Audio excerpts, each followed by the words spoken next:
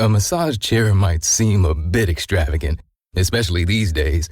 8 different settings, adjustable intensity, plus it's heated, and it just feels so good. Yes, a massage chair might seem a bit extravagant, but when it can come with a car, suddenly it seems quite practical. The all-new 2025 Volkswagen Tiguan, packed with premium features like available massaging front seats, it only feels extravagant. Have you ever spotted McDonald's hot, crispy fries right as they're being scooped into the carton? And time just stands still. Ba-da-ba-ba-ba.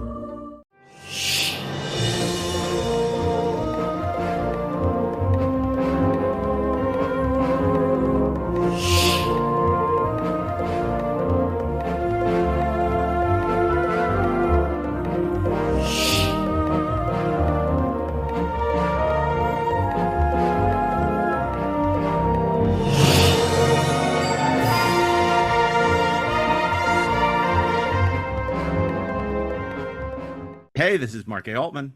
And this is DAREN DOCHTERMAN. And this is Ashley Miller. And we are the Inglorious Treksperts.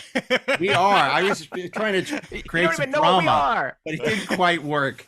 I got to tell you guys, in the history of Inglorious Treksperts, there's probably no more controversial subject than Star Trek 3 for some reason. I'm not sure why, but apparently it is. So for our 300th episode, we thought we would assemble a trio of the biggest Star Trek 3 fanboys we could find to defend it from the slings and arrows of outrageous Treksperts. And they're going to explain why they think it's a great film. So to do this, we'd like to welcome back Picard Season 3 showrunner and 12 Monkeys showrunner, Terry Matalas. Welcome back, Terry. Thank you. The president of 20th Century Studios, Steve Asbell. One of us. Steve has nothing to say. And making his first appearance on the Treksperts, and we hope not the last, is the president of Marvel Studios, here in his capacity as a Star Trek fan, Kevin Feige. Hey, everybody. My first time for real, but I've been here in spirit for many years. So thank you for having me on officially. First time caller, long time listener. Very excited. You're there like Gene Roddenberry is often with us. You're with us in spirit. That's right. But Darren doesn't do an imitation. I am alive. You're alive. Mark, do you want to? Is my audio not working yet, or no? No, you're fine. We hear you.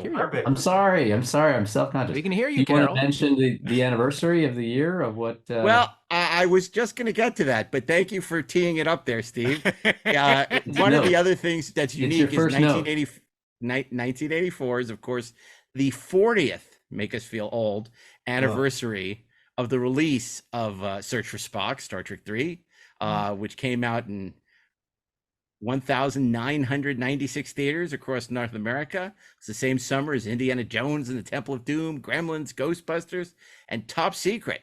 And it grossed a whopping $16 million in its opening weekend, which was actually the highest opening weekend gross of all time, breaking Star Trek II: The Wrath of Khan's record. And but it would not go on to make the kind of money that Wrath of Khan did. It petered out at around 76 million in North America for a total of 87 million worldwide, which was actually pretty sizable box office at the time. And what was Wrath of Khan? Wrath of Khan was a little over 80 domestically, but Star Trek 3 cost more. Yeah. Star Trek 3. What did it go up? Because did it go up against Ghostbusters? It was summer. I remember I watched it in summer camp. They dropped us off at the movie theater. Well, I want to ask you guys that about, and that's a good place to start. What were your first experiences seeing Star Trek? And Terry, you started talking about it, your experience of going to a theater and seeing it for the first time. I'd love to know where you saw it, what your experience was like, and what was your opinion, if you remember, of the film and how it has evolved over the years.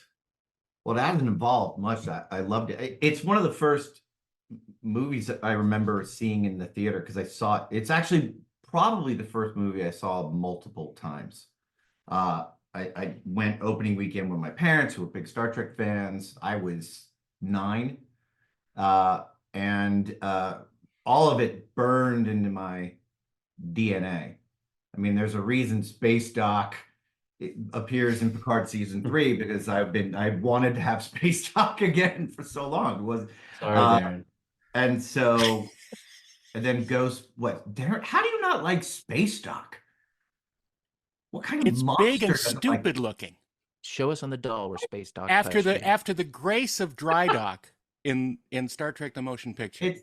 Well, look, we'll go into this later. I don't want to. I don't want to. Scaffolding of Dry Dock. I don't want to bury my lead. You know, I mean, 84 was a big year. We had Ghostbusters right after, so there's all that. But you know, I certainly at that point had been raised on Wrath of Khan. You know, my dad had bootleg illegal VHS tapes back in the day. He was one of the first people. So I had seen Wrath of Khan, and I you know, it's just, I love. For me, it's one of the first real, even though I've watched original series stuff, it's one of the first real introductions to Star Trek, and it's probably why the more emotional sort of family crew as a family stories resonate the most with me.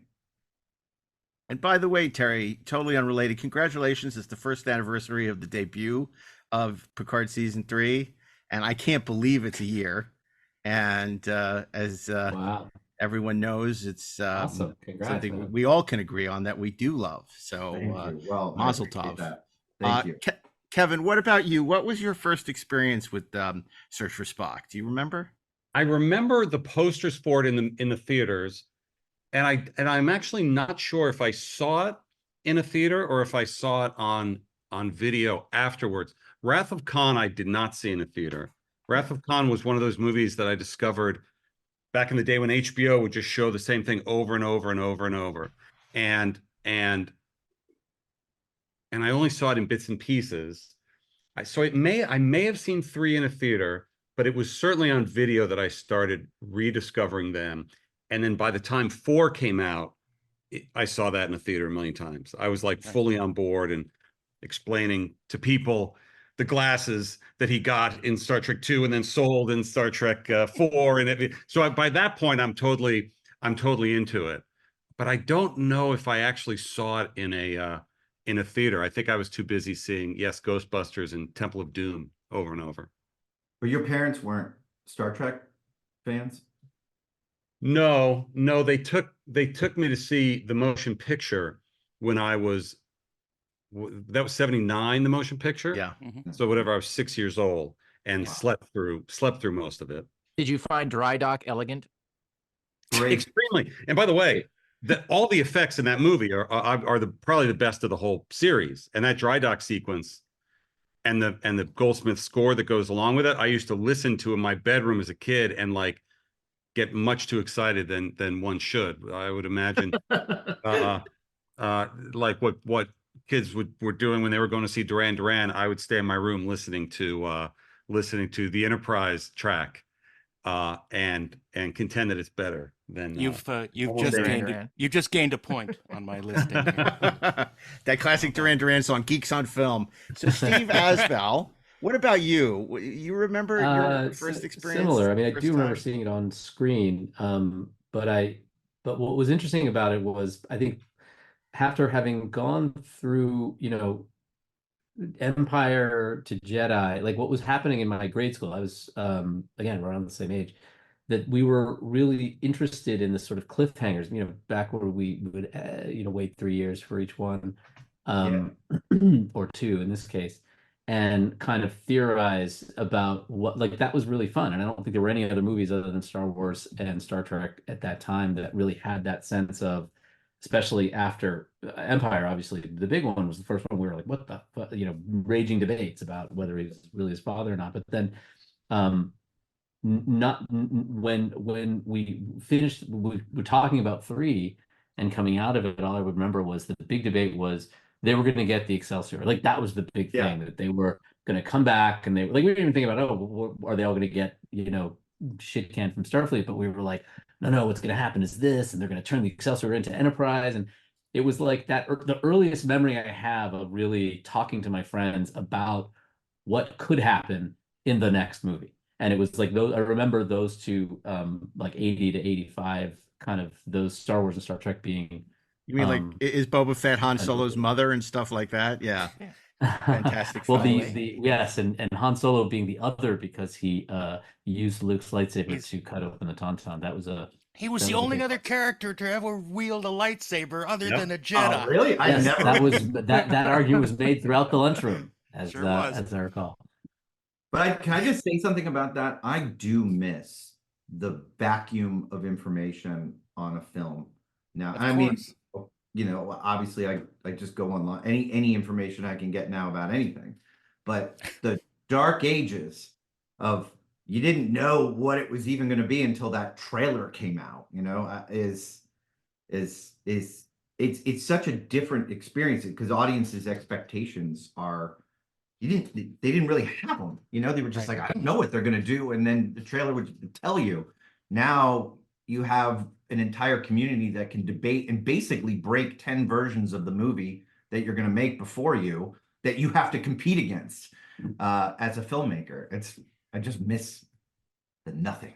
You know, I want to come back to this idea of the cliffhanger later because, of course, none of us were watching the old Buck Rogers and Flash Gordon serials, unless I'm mistaken, as kids growing up. So Empire was really unique in that it left on a cliffhanger, which was not something we had really experienced, having a major motion picture, you know, sort of just abruptly end and with more story to tell.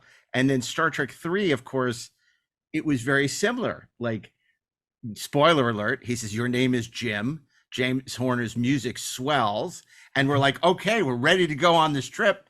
And the movie ends. What was your feeling about how the picture sort of abruptly ends and sort of paves the way for the inevitable Star Trek 4?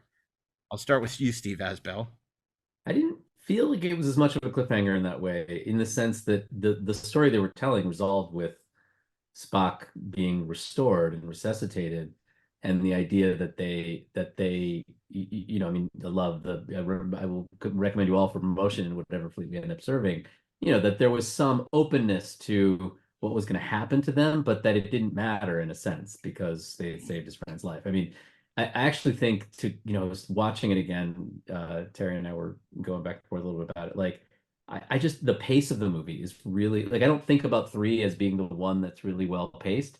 And yet, like, Stealing the Enterprise doesn't start till like 50 minutes in, 40 something minutes in. Yeah. And the movie ends exactly when it should, in a way. Yeah. Like, it's sort of on the absolute emotional moment of, like, not only have they, you know, brought him back, but the big question of he is not himself, is he going to be Spock again, which is, of course, like the big magic trick of the movie. And then he just goes, your name is Jim, and you're out. And it's like, I actually felt more like, not that 2 was a cliffhanger, other than the fact that if you were not ready for Spock to die, maybe, but I guess, like I said, now I say that now, but back then I was like, you know, oh, they're going to be whatever. It was really just about them getting the Excelsior, to be honest, but which I love. But, you know, it's interesting because back then it was 2 years between movies, you know, 3 years between Empire and Jedi, but Star Trek was 2 years, which seemed a reasonable amount of time to wait, you know, as opposed to like a Bond movie where you're waiting like 8 years for the next one to come out. But you make a really interesting point about this whole idea that, so Spock, emotionally, it's satisfying. What's interesting, it could be apocryphal, is Leonard told the story that the studio wanted to cut all the stuff on Vulcan, and whether that was financial or because they felt an audience that wasn't familiar with Star Trek wouldn't know what all this was, so they wanted them to save Spock and then basically get his Katra back in his body in sickbay on the Klingon bird of prey and end it there, because they felt that the action was the end and not the emotional thing at Occidental College. A pretty awful studio note, if it's true, wouldn't you say, Kevin? Terrible, because that ending is so amazing, and that they take the time, that the movie essentially just stops to do this ceremony is awesome. But it also looks exactly like Amok Time. So if you are a fan, right, you're back on Vulcan there. I loved it, and I love all the shots of the crew looking on, and even Kirk pacing around while it's happening, as if what's going to happen. And it also, what is also super impressive is when Spock walks past.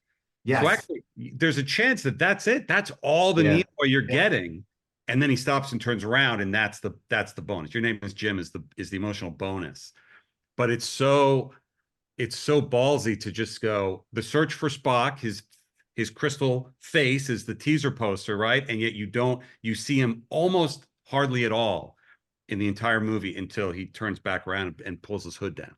Yeah, pretty darn good. Darren, I got to ask you, because there's been a lot of times where they've attempted to get Tom Hanks to play Zefram Cochrane, or Eddie Murphy in Star Trek 4, put a big name in there. Now people don't realize, but at the time, getting Dame Judith Anderson from Rebecca to play the Vulcan priestess was like actually a pretty big deal. It was for everyone except the young audience that had no idea who she was. Posthumously, we know how important she was and how what an iconic figure she cast. But I don't think anyone, certainly my age or younger, had any idea who the heck she was, other than the fact that she got a 1-card credit up there. That's great. Obviously, she is someone of note, and maybe someday I'll look her up and find out who she was. But it's the basic premise here is that we don't hate Star Trek 3. We enjoy it. We enjoyed it when we first saw it. The difference is that at least me, I am trying to separate my emotional connection with it with my intellectual curiosity and criticism of it. That's very Vulcan of you. I can only try. I'm mostly human. Well, we will try and mostly conduct a Faltor Pan and bring those things back together. Ashley, yes, sir. Ashley, we've gone very easy on this, and we'll get to the more debatey part of this. But we're talking about sort of the ending, and as a cliffhanger or not as a cliffhanger, emotionally satisfying. Is it the right ending to a major motion picture? What was your feeling when you saw it? We didn't really hear from you. I'd love to hear what your thoughts, were at the time. Look, all of my reservations about the film notwithstanding, I think that it does a couple of things exactly right. One is stealing the Enterprise. Two is that it sticks the landing. And that last scene, I think, was perfect, even at the tender age of 12, 13 when that came out. I loved that ending. And, I think, Kevin, you nailed it when you said it was the bonus was Jim, your name is Jim, because suddenly it brought everything together. It wrapped it up in one line. And the great virtue of it is it didn't overstay its welcome. It understood that it was done, that it was over, that everything had been resolved. I think that movie clocks in at 105 minutes or something like that. Yeah. So it knows exactly what it is, and where it's going. And, the stops along the way we can debate. But I love that ending. And in fact, I think the only real problem with that ending is it does kind of leave the franchise in a place where you think of it as the franchise, maybe not back then, but it does kind of leave the franchise in a place where, well, shit, everything is resolved. What do you do now? And you kind of have to restart everything. And you do see an issue with that in 4 and 5 and 6. And there was never anything like that again in those Star Trek films. There were callbacks, certainly, and there were issues that resurfaced, but the story was done, and it ended beautifully. Yeah. I also want to say I cheated. I changed the conditions of the test. I rewatched the movie before this podcast, and one thing I have to say, I've been very dismissive of Charles Correll's cinematography in the past. However, if you watch the new 4K, it's much better shot movie than I've given it credit for. And I think because we've looked at really bad transfers and TV masters over the last 40 years, and probably, you know, even the theatrical projection was pretty awful back in 1984. And it's a much better looking movie than I remember it, and particularly this Dakota, which they shot at Occidental University, Occidental College, is pretty. It's really well shot. It's well done, and it has some nice scope to it. As Gene Roddenberry called it, the Cecil B. DeMille ending that Leonard wanted. Right. But yeah, it does. It's got those beautiful wide shots, matte paintings as they may be. They're and they hits them a couple times, including that last shot of the movie. And I would also say things like the mind meld where Sarek comes to see Kirk is really beautifully done. Like I had the same experience, Mark, watching the tight shots on the and just the lips and his eye, and it sells the emotion of something that could be pretty goofy. I mean, it can be goofy if done, anything can be goofy if done wrong, but just in a cinematic way that had never been really attempted in because it never had an occasion to, I think, in the series, to make it not only he's reliving the emotional moment of Spock's death, but also the kind of sense of the invasion of a mind meld being like cinematic. Like I thought it was pretty good. And I also I realized that probably not this time, but how the film educates you on the last conversation with Kirk and Spock, with the opening small desatch thing coming in. You play that, you do it again with Sarek, so that by the time you're with the end and Spock is then they're switching the words to get his memory. The audience it knows what comes next, and it's more it's so much more powerful. I just wanted to say, I think the MVP of the movie is James Horner. And, absolutely. One of the criticisms I've heard people say is like, oh, he's just doing his Wrath of Khan. I not at all. Speaking again of Vulcan, because they sent this picture to Steve and Kevin before we came up, because I think we were all watching it right before we came on. But is the shot of the bird of prey landing on Vulcan and the lights on it, and James Horner it's so emotional, so powerful throughout. I think. I often think every day, and I mean it every day, I wonder what James Horner would be composing if he were still alive. Like, what movies did we not? I mean, he would have shown never met him. I never met him or got to work with him, but wish I had. And it was those two, Star Trek 2 and 3. And Cocoon, by the way. We'll do a Cocoon podcast with you guys someday, and I'll and Alien. That is maybe my favorite of all of his. But 2 and 3 are so good. And that beginning of the movie you mentioned, Terry, it's, I've worked on a lot of sequels, and there's a hesitancy that you don't want to have to tell a story in a new movie that will require a previously on, right? We would always joke, say, you don't want a previously on.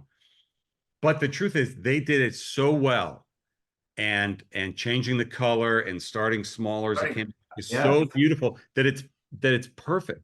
Yeah. I also just love the way that one and then 4 start essentially right where the last one ended, which we haven't done much in our movies, but I always liked it. Karate Kid 2, as you remember, also did that. I really liked. And she's already dumped him after the bomb. It's so crazy. Back to your comment on the "Your Name Is Jim" scene. There again, Horner really hits the nail on the head, right? When Spock says that, he goes into the original theme, and that just, that melts you. Lands it. For those of us who it meant something to, it was astonishing. Yeah, because they never play that in Wrath of Khan. They hadn't ever played it. Motion picture, except motion picture twice. Yeah. But yes, but they hadn't gone for the jugular. Yeah, it's the perfect place to do it. We went to Horner a little sooner than I thought we were going to. I have to say that Kevin, I prefer his score for Cocoon: The Return, actually, and to Cocoon. It's a bad movie. It's a terrible movie. It's a great teaser poster and a great score. How many bad movies have Alan Silvestri Predator 2 is a better score than Predator. I agree. Silvestri's score for Predator 2 is better. I just want to add one quick thing on that front, because again, one of the fun things rewatching movies as an adult and a professional is kind of noticing things that the audience thankfully doesn't. I was kind of amazed that, like, as I was watching it, there's no score for the entire David's death and then his grieving on the bridge, not until they start the self-destruct fight. It's a really smart choice to leave that I was dry. like, oh my God, there's no score. Like, which you could already be like, oh man, you gotta have it. It's pretty great. No, I thought that was a and we got to get to that because we'll get to that. You killed my son. All right, sorry, we're jumping. We can't help it. We're trying to. No, I know. So much passion here. I wonder if that is a mind of its own. I did want to say that with Horner, I think that is a big part of why people who like the movie think it's a better movie than it is, because Horner it carries the movie on his back and elevate. I mean, it's a better score than Star Trek 2. He elevates the movie so much through this beautiful score, and he's adding an epic scope where none exists. He's bringing emotions where it's not quite earned, but it's so effective. And it was one of Harv Bennett's best decisions that when they agreed to have Horner do Star Trek 2, they said, we'll do it on the condition that you do Star Trek 3, because Horner didn't really want to do Star Trek 3, but he honored his commitment to do it because he'd given them his word, because they'd given him this huge break to do, Star Trek 2, or he could have been stuck in Roger Corman land a lot longer.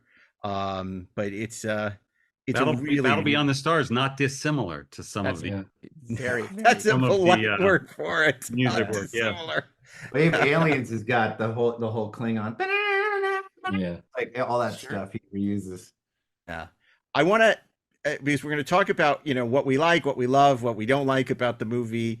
I want to share with you real briefly what some other notables had to say. David Gerald says Star Trek 3 is a dreadful movie. There's no story there. It's still a wonderful picture because the characters are so wonderful. The scenes are so wonderful, and it's crisply directed. You don't care how bad the story is. D. Kelly played McCoy, for those of you at home who don't know. I enjoyed watching Star Trek 3 more than I did Star Trek 2. This one comes closer to the TV series than the others. Interesting point we'll come back to. Walter Koenig. I wish I could do the Walter Koenig voice like Darren, but I can't. Say, Darren, you got it right here.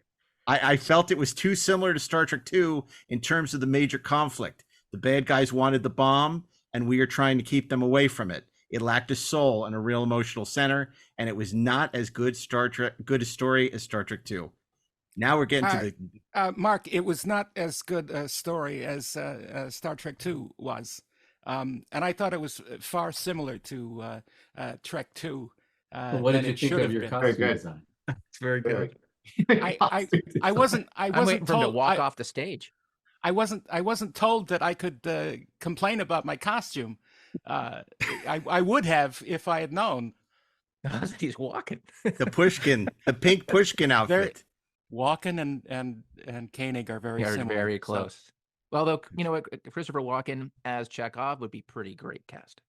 No, I have two more comments that I think are really interesting. Roger Ebert said this is good but not great Star Trek. Sort of compromise between the first two. The first film was, well, you're not going to like this, Darren. Yeah, no, the first film was a Star Wars road company that depended on special effects. The second movie, the best one so far, remembered what made the Star Trek TV series so special. Not its special effects, not its space opera gimmicks, but its use of science fiction as a platform for programs about human nature and the limitations of intelligence. And Janet Maslin, the New York Times, said Star Trek 3 finds the same old gang in a gloomy mood. Spock is dead. The Starship Enterprise is ready for mothballs. Even the crew's 23rd century leisure suits are beginning to seem passé. It's not hard to feel while watching the opening sections of the latest Star Trek series that you're getting a little too old for this kind of thing. And that they are too. Objection. Are these contemporaneous accounts? Were these? Yeah, these are contemporaneous. They were all from 1984. Okay. But then she starts to take the turn. No further questions. No. You remember back when there were actual, real movie film reviewers. critics. But Star Trek 3 let me tell you, they really loved Star Trek and sci-fi in general. But right. She pivots though, right? Because you jumped in too soon. But she says, but Star Trek 3, which opens today at nearly 2,000 theaters across the country, and dozens of them here, is helped by the gung-ho spirit with which the cast, director, and screenwriter approached their material.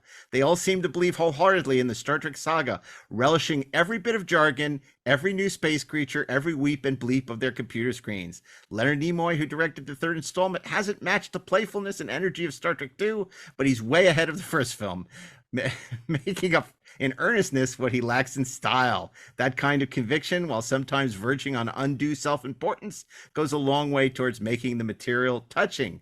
And last but not least, one of the few times I ever agreed with this man, Ronald Reagan said, "It wasn't a good film." How dare he? Oh my God. I wasn't expecting that. So that gives you, well, they showed it at the White House, and that was his response, but he probably slept through it. So wow, can you imagine? Was that was in the newspaper when it came out?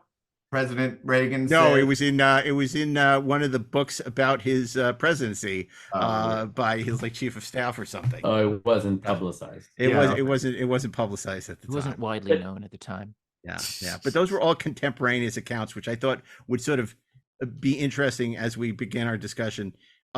Ashley, tell us why this is a flawed movie, in your opinion. What about it doesn't work? Oh, where do I begin? I mean, look, the and I've paid proper respects to the things that I think do work. And by the way, I also think the opening, recalling Star Trek II, works extremely well because it emotionally platforms everything that happens next. It establishes Previously on Star Trek, yeah. Right. Yeah, exactly. It doesn't function like here's information you need to know to follow the plot. It's emotional context for where Kirk's head is at so that you understand the story that he's in, so that when you get to the end and your name is Jim, it all clicks. It is a story about the friendship between these two men. It is a story about grieving. It's about all those things. At least those are its intentions. I think where it starts to fall down is, in spite of the fact that I give it points for being for not wearing out its welcome, I do feel like it's kind of structurally all over the place. I like and we've talked about this when we did our commentary on Star Trek 3, but just the beginning sort of feels a little jumbled and weird. Like there are definitely story moments that don't necessarily make a hell of a lot of sense, like the bar scene with McCoy. Even though like I like some of the stuff that happens in that scene. Love that guy. That guy's the greatest thing. That arise. Alan Miller? Huh? Alan I Miller? don't know who it was. He's fantastic, though. As the alien? Oh, the alien guy? Yeah. It was just the premise of the scene I found weird. I don't understand why Sarek shows up and says, "You dicks left my son's body on Genesis. Screw you guys. I'm going home." Hey, man, how about a ship? Dad, you're like the Vulcan ambassador. You can't swing like a Vulcan science vessel, grease some bombs, do something. Even though that scene, by the way, is terrific. Yeah. My brain starts activating, which is always a problem. But beyond that, like I think, I don't know that Christopher Lloyd was great casting, or at the very least, I mean, look, I think he's enjoyable and he's over the top, and it's Reverend Jim and he's a Klingon. But that's great. But he's not a great villain. He's merely okay. I do like that John Larroquette from Night Court is Maltz. I think that's pretty great. I think there's a whole Terry and I had a whole Maltz idea. Terry had a great idea. Yeah, we're gonna talk. We gotta swing back to Maltz later. We'll get there. Okay. Letting Merritt Buttrick carry like the B story is not a great choice, people. He wasn't well cast really truly in the first place. He's some of the weakest casting from Star Trek 2, but he kind of worked in a context. When you've got BB Besh and you've got William Shatner kind of carrying him, he's fine. But when he's by himself and you have poor Robin Curtis, who is a lovely, wonderful human being and a great actress, who is being directed to be boring by Nimoy, what you've got are these very inert scenes that are happening against styrofoam. And holy crap, it kills the film. It kills the film. There is a bit of stupid Starship Captain syndrome where you've got JT Esteban, who is, I think, he makes John Harriman look like Jean-Luc Picard. And by the way, that's a deep cut. Wait, are you You're just listening to this talking about podcast, how by the book he is? Are you talking about the he's just a sort of? little. But He's those just a little like The captain of the Grissom you're talking He's about. incompetent. Exactly. He He's just doesn't feel incompetent. He confident. can't make a decision. He Right. relies on his superiors to choose things for him. He is not decisive. He doesn't do anything correctly.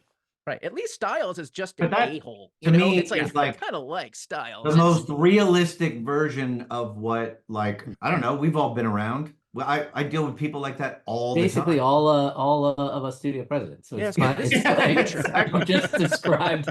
This is where people have I gotta perfected go. themselves. I gotta go.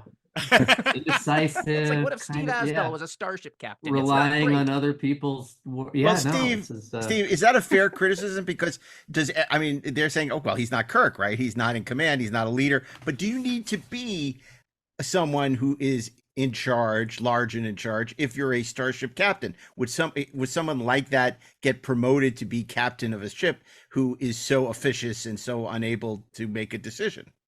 I mean, the reason it never bumped me was that it was a science vessel Right. that, basically was, I mean, I would, if anything, expect him to have some background in the sciences in some fashion, and kind of that would be his thing. But I didn't mind that he wasn't Kirk or, kind of one of those kinds of, Matt Decker type of captain, because he was like middle management. Like that's kind of what that was. And I actually kind of buy that he sort of is very cautious and kind of doesn't really know what to do in a real situation. Like, when is he going to find himself in a moment like that where he's the only ship in the whole, cordoned off quadrant to kind of do this one thing that might change the whole galaxy? And he's like, See, I got to opens check up with a whole other issue, Steve. But keep I got to going. check with Starfleet. I don't want to do.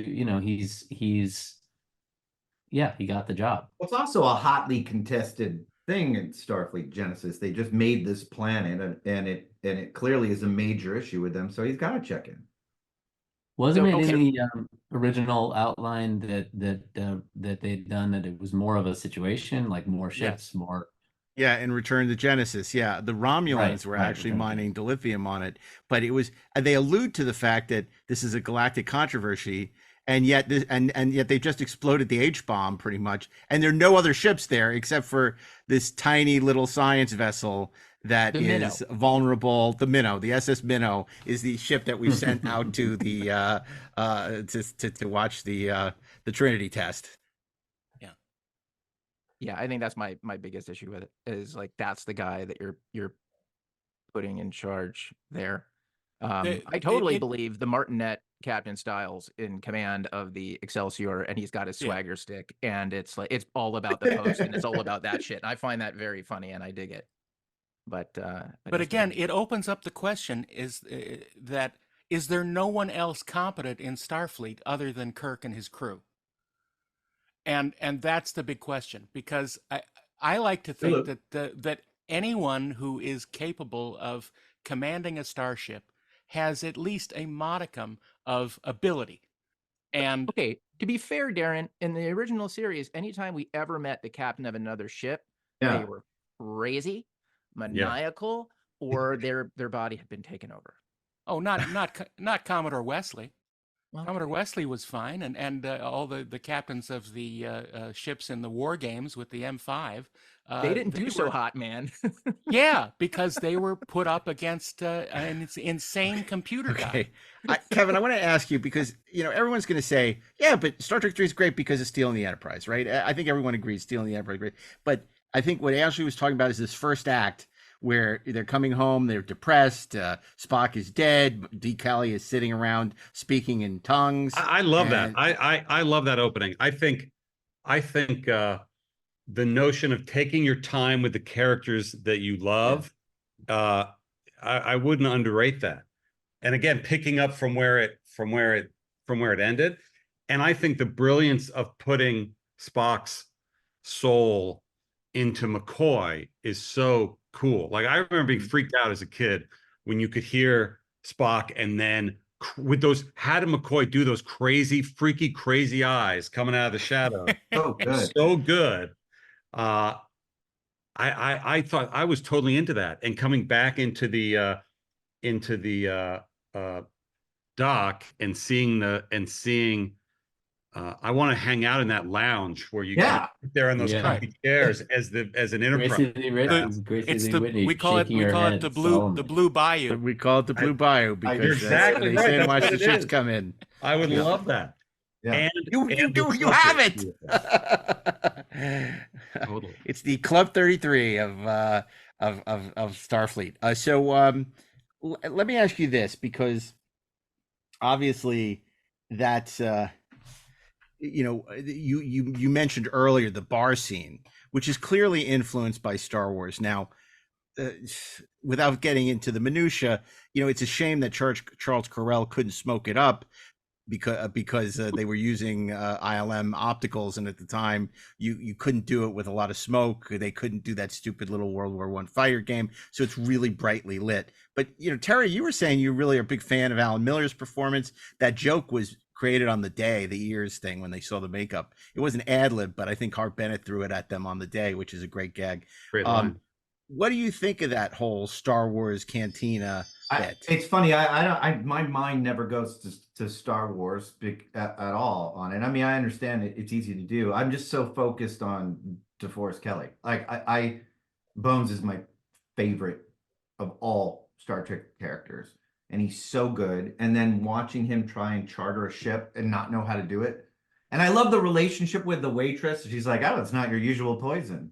And him do it like everything about it. Before, and you're like, "Oh, for me, he used to go here." Yeah, exactly, and flirted with her. Who knows? Like, so it was a delivery system for DeForest Kelley for me. So I love it.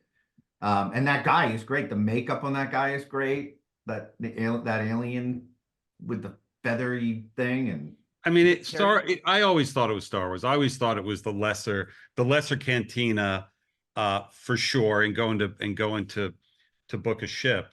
But I did love it. I did love that the weird fish looking backwards guy who talked like, I was like, oh, he's talking like Yoda. I guess that's yeah. And but what I really love is the nefariousness of the Starfleet security officer.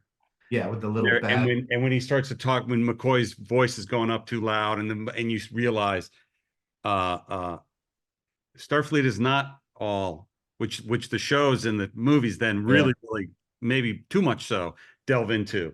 To your point of finding a decent captain, Starfleet is often the most corrupt place around in some storylines. But I liked that to me was one of the first times that you realized, oh, a security guy's going to muscle McCoy out of here. Mm-hmm. I actually always thought that, and again, this is probably something we debated in the lunchroom, that they were following him, that guy just didn't happen to be there. But that the notion that he went home and was like recuperating, Kirk tells you, and then that guy was kind of on him. Yeah, well, he side eyes him the second he walks in. That guy's clocking Bones right away. Also, not Bob Fletcher's finest moment. That waitress's outfit looks like something out of Buck Rogers, circa 1979. In the makeup, in the makeup, there are a few things in the movie that do scream. Period. What I'm so impressed about with Wrath of Khan or Empire Strikes Back are these great classic movies of the early 80s that completely hold up. And if you see anything else that came out in that time, contemporary films that came out in that time period, you go, oh my God, this feels like a trillion years ago. And most Trek holds up for me. She felt of the period and not a 23rd century way. Yeah. I thought a lot of the costuming in general was kind of a disaster. Like once you're outside of uniform land. Oh, Terry, I'm dying to ask you. Like, so we should talk about Kirk's leather jacket's amazing. Okay. Oh, his jacket wear is that jacket. great. It's just I don't know about the rest of the ensemble. Yes. I would definitely not wear the was good. outfit. Come on, he had like an overcoat situation. McCoy's outfit is cool. I don't know how many layers are going on with that, but it's many cool. layers. It took him a while to get dressed, but it was cold outside. It's very cold in space. It's Chekhov that's the most question. Yes. What is happening there? Did he dress himself in the dark? What was going on? He thought it was a good idea. Well, look, I mean, the story is that Bob Fletcher was trying to take something from character for each of them. So for Sulu, he went for like a kind of samurai with the cape and everything like that. And for Kirk, he did. And no, but that was what he said. Each one was derived from a character. The problem is Chekhov had no character, right? Right. So it's like, he's what just is he the Russian do? guy.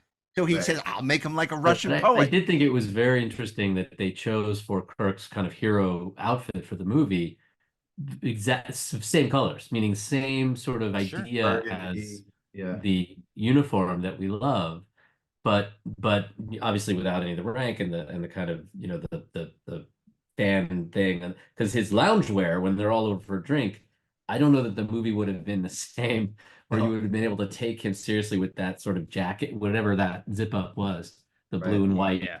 When he was in his Russian mobster tracksuit. Yeah, it was like a tracksuit. blue jumper? Yeah, Yeah. But even Sulu's got that Serpico leather jacket Yeah, thing. I like that. And all those They're carry still through. killing animals. All those carry through the voyage home, right? Yeah. Again, like what a choice. Because they Yeah, didn't want to seriously. spend any more money. It's pretty That's why. amazing. Well, look, a lot of people say, your favorite trilogy, is it Back to the Future? Is it Indiana Jones or Star Wars? To me, I look at 2, 3, and 4 as kind of a perfect trilogy too, as well, I should say. It's a great trilogy. Did anybody name that? What is the name of that trilogy? You guys should coin a term. The Genesis, it's called the Genesis. The There's- Genesis It's isn't it the Vonda McIntyre? She wrote those. She adapted those 3, right? And they're in like one set. No, I've heard it referred Oh, to that's as the nerdy. Genesis trilogy The before. Genesis. I'm in yeah. for that.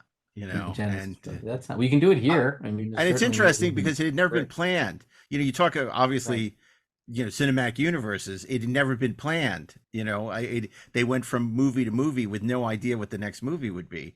3, it got greenlit the day Star Trek II opened, Right. and Harv Bennett knew he had to bring back Leonard, but that was it. And then for 4, when they finished 3, they had no idea what 4 was going to be until it was a success.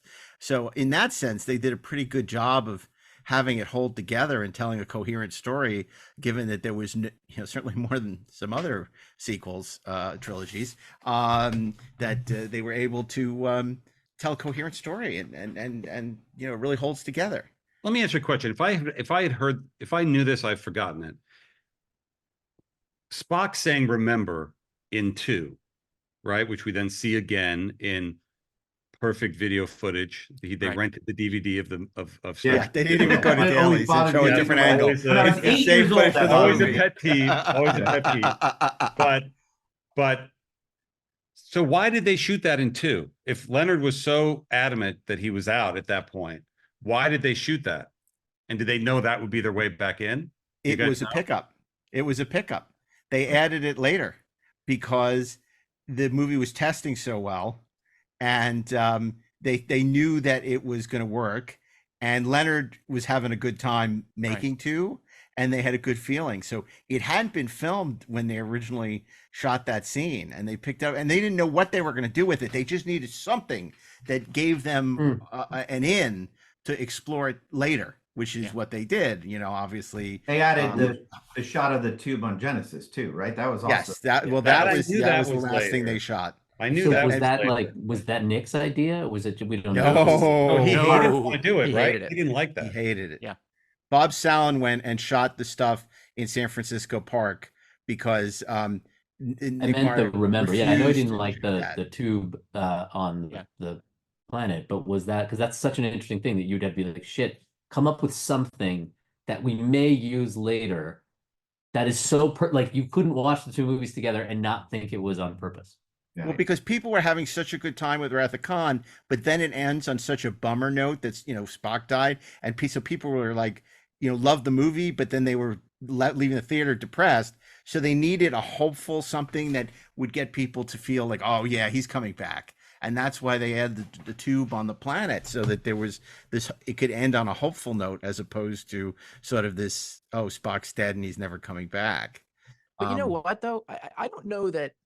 I think you could have done Star Trek 2, never had, like, I don't know that you need to look at Star Trek 2 in retrospect of Star Trek 3 and go, the reason why there's hope and you kind of like it at the end is because you feel like Spock could come back. I think that those changes were ultimately good, and that feeling that there is hope and that, there are always possibilities. I think that works on its own merit. I think that runs on its own steam. Like Star Trek 3 didn't have to bring Spock back, and it would not have changed the way that I felt at the end of Star Trek 2, which is that I felt young. that bitter. Exactly. You do feel young. You do feel like that bittersweet You know, you've lost something that's important, but there's something about it that it's not that it's okay, it's that will be okay. And that seems to be Darren, the message of the movie. isn't that the problem with the beginning of Star Trek 3? You go out to a Star Trek 2 where everyone's feeling like, I feel young, he feels renewed, he's reconnected with Carol Marcus. Yeah. He you know, he's discovered a son. And then Star Trek all 3 that's thrown away. Well, Star what is he? I mean, Yeah. we just expected the next day he was, you know, partying on No, but or like what like my basic premise is that we needed some time to let the characters develop a bit after the loss of Spock. And I think that Star Trek 3 happens too quickly and too easily to press that reset button. Now, Kevin, you would disagree with that, but you like the fact that it literally happens hours after Star Trek 2 ends. Is it hours or is it days? Days. It's probably Hours days. can seem like days, but by the book. Minutes instead of hours. Yeah, it's days. I mean, because it's limping home. It's limping, and they've done the repairs. They talk about Yeah. the repairs are complete. but David and Savick are on another like they've been on Yeah, that they've for already a while. gone. So Yeah, that's true. Feels like it's but I think months. that happens. That happens once they've gotten back, obviously. So But I like that. I buy that it's you know, it's been whatever it's been, a day or a week, a couple of days or a week, and Spock is not there. And you're processing that loss. And as you get closer to home, where you spend much of your time with him, going back to Starfleet headquarters in San Francisco, it's gonna bubble up. And I love how mad Kirk is that somebody busted into Spock's quarters. he was on the verge of obsessive behavior.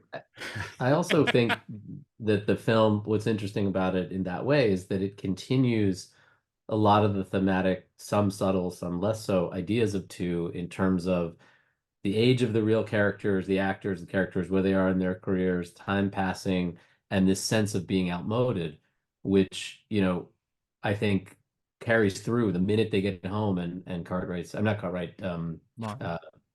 what's his name? Robert Hooks is Admiral Morrow. Morrow. Yeah. You know, oh, sorry, we're decommissioning the Enterprise. You're not, you know, we're decommissioning the Enterprise, and there is no refit, and they're all going to go their separate ways. And even though one of my favorite moments in the movie is the little piece between Uhura and that dude in the transporter room. Mr. Adventure. Yes, Where Mr. Adventure. It's so with Mr. What?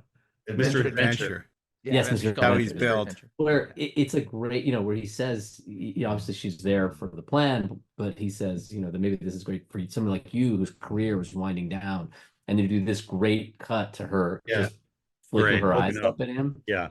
And it was this whole kind of idea of these kind of generational, but also just the weight of the things that were on these characters, and that everything, what Morrow says to him in the bar, the scene could have been a little bit better, but the idea that, you know, your career has always stood for rationality, Not international chaos. intellectual chaos. I didn't Intellectual think that was chaos. where I was like, I don't know what that is. But come that on. notion of you're going to Well- throw it all away. Nichelle Nichols is great in that scene. The guy who He looks is kind not. of familiar, right? He was in other things, but he feels like he's like in Revenge of the Nerds or something. Yeah, he's Well, Bill 100%. Bill the- Larry, but The Got great that thing, 80s the great delivery. thing, yeah, the great thing about it is that he later becomes an incompetent captain. So he continues that grand tradition. Right. I want to ask you guys, but while we're on this, because Uhura in the novelization, Uhura stays behind for Yeah. a reason. She's there to foul up communications so nobody knows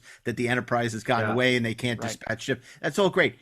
Do you feel that she's underserved? Yes. You know, she has a great scene in the Steel and the Enterprise, but they don't send her along with the No, guys. I That remember would going, never why happen. isn't she getting on the, you can Yeah. set it and then get on the pad with Yeah. them. Yeah. But then I also love when she goes, all my hopes. I love Yeah. I think that. Yeah, We it's- should use it's that more sweet. often. Yeah. It's sweet, but you know, she's basically okay. Just meet us at Vulcan, and we'll see you it later. would have been nice to see some of that. Meaning, I did like Yeah. everybody. She's so good in the film, and she's so good when they're all together. It is a bummer not to have her there. And then on the other hand, you know, you sort of realize the way the ship was set up in terms of what needed to happen. You know, it's sort of weirdly having less of them was more dire, less of the crew. Yeah. It was more dire, but it would have been neat to see her, you know, continuing, because there's a lot of things that they warn the Grissom that they're coming there, but no one else can kind of get there. It might have helped a little bit just to see her kind of doing that, fouling up communications, or sort of, scattering Starfleet's plans to go after them.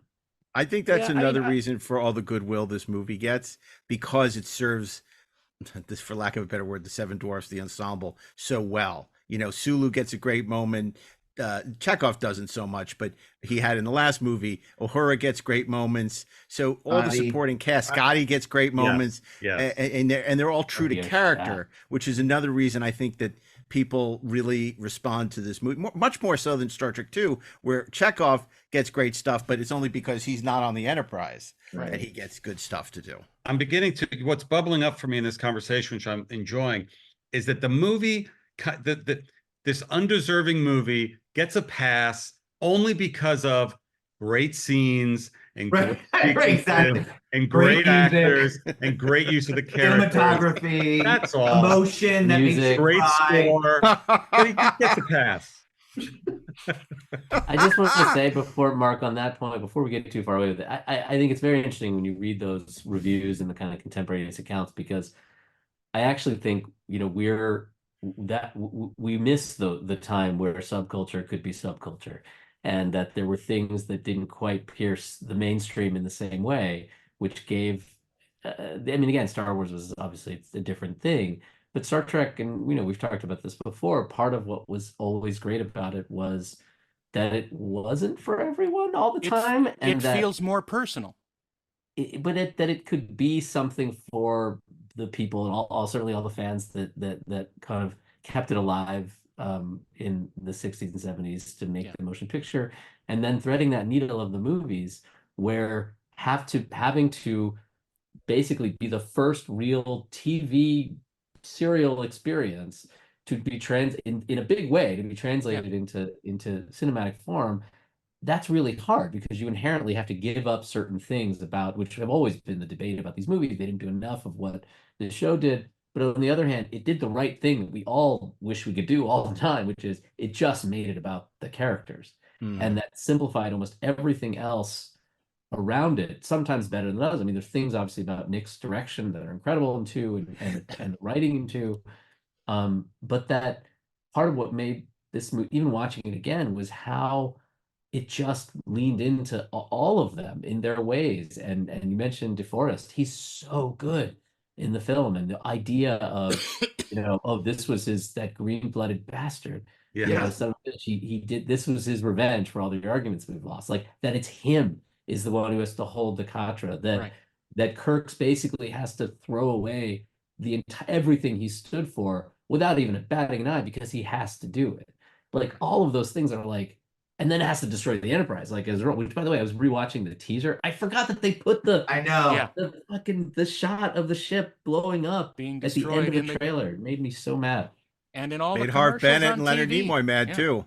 I remember that. I remember The that. Final Voyage. Even the notion that there was no internet back then, so things weren't as horrible as they are today. I'm a believer in that. But people knew, even before the ads, right? People knew they were destroying the Enterprise and got mad. People knew that they were going to kill Spock and did a letter writing campaign. So there were ways. I don't know if they were fanzines or fan clubs or just the conventions. There were ways that people figured things out, and the small community would get super upset about something. Those leaks were tracked to a certain office at Paramount. Oh yes, I learned belonging that to the previous executive producer. I did learn that on this very show. They came from Gene. Oh yeah. Oh yeah. Wow. I proved that too in 50-Year Mission, because it always been suspected, but we got the evidence lowdown for it. Yeah, which is really interesting. But one of the things that went around when I was in the 80s and the early 90s is the even movies are good and the odd movies are bad, right? Yeah. That was kind of, and even reviews would start to call that out around 4, 5, or 6. And I contend that even in my own head, Star Trek 3 gets maligned because it's an odd, and the odds were bad. So 3 must not, and yes, 3 is not as good as 2 or 4. But it is really, really a good movie. And I agree with you, Ashley. It is when you cut to Savick and Merrick, and when you cut to that, if they had just shot on location, if they had just shot the Genesis planet on location, boom, right? The quality goes up. On WhatsApp, no one can see or hear your personal messages. Whether it's a voice call, message, or sending a password. To WhatsApp, it's all just this. So whether you're sharing the streaming password in the family chat or trading those late-night voice messages that could basically become a podcast, your personal messages stay between you, your friends, and your family. No one else. Not even us. WhatsApp. Message privately with everyone. This episode is brought to you by Indeed. When your computer breaks, you don't wait for it to magically start working again. You fix the problem. So why wait to hire the people your company desperately needs? Use Indeed's sponsored jobs to hire top talent fast. And even better, you only pay for results. There's no need to wait. Speed up your hiring with a $75 sponsored job credit at Indeed.com/podcast. Terms and conditions apply. Totally. I want to talk about right that, but first, I want to give Ashley a chance to respond. And then I want to talk about why they didn't shoot on location and how, to me, that is probably the single worst decision that was made on this film. So I want to talk a little bit about the Seven Dwarfs, and say, number one, I would argue that until this film, these characters, with a few exceptions, right? Scotty certainly had some great moments in the original series. But for the most part, we don't think about the original series as being an ensemble show. It never was. It was a three-hander, and these other guys were there. And which is not to dismiss, any of them at all. I love them. I have tremendous affection for all of those characters. And I think they're all great. But if you look at where their great moments happen in Star Trek 3, they all happen in the context of stealing the Enterprise, when they all have something to do. This is putting McCoy aside. They all have something to do in that sequence. And once you get outside of that, right, it's why I'm okay with Uhura. Like, we just wave goodbye to her. She did her job. She had her moment. It was a great moment. Now she's out. Because if I guarantee you guys, and I'm right in your heart of hearts, if you had shot all of the business with her screwing around with communications and there were no stakes to it and nothing happened because of it, you would have looked at the cut and gone, nope, we got to kill it because it doesn't actually add anything to this movie.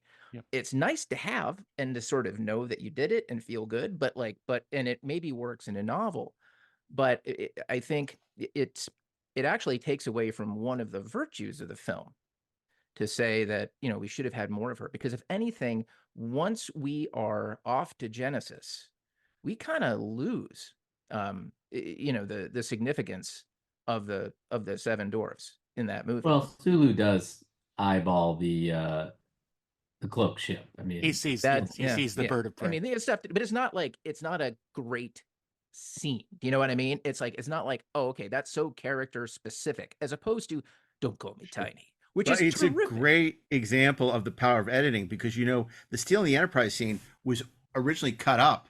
It was intercut with a bunch of other stuff, and it didn't work. It wasn't until they realized they needed to put the whole sequence together as one caper, as an Ocean's 11 thing, that it suddenly comes alive. And obviously, I'm sure Horner's music also elevated it. What was it? Do you know what was it intercut with? Just stuff that I think the stuff on Genesis. On Genesis? Oh, yeah.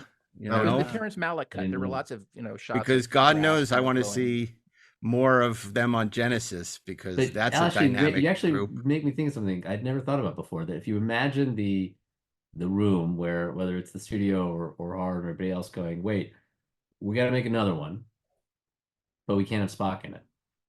That they were making a Star Trek movie with, I mean, when you talk about how they all have stuff to do in a way that you don't have Leonard, that must have been in concept before you just, what a weird thing to be like. But you have them on the one sheet with that light bright given what you're just saying original poster they had. I love that. that it's Star Trek is basically Kirk and Spock, and then Bones sort of as the third part of it. Yeah. And they're both kind of, one is out completely and one is kind of, out of it. Well, it almost was more, because in the original draft, Kirk was under house arrest and Sulu was like putting everybody together, and Bill was not having that.